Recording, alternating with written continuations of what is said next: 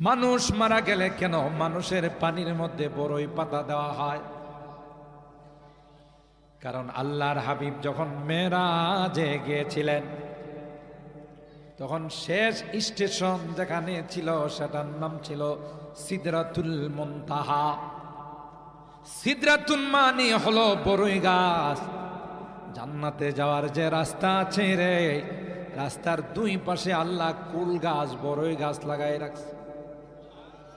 আরো জোরে সুবহানাল্লাহ কম। দুনিয়ার মানুষ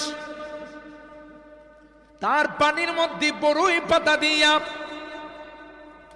ওই পানিটা গরম করে পানিটা দিয়া গোসল করায়, আর আল্লাহরে কয় আল্লাহর জান্নাতি গাছের পাতা দিয়া পানিটা গরম করছি, আমার ভাই আমার চাচা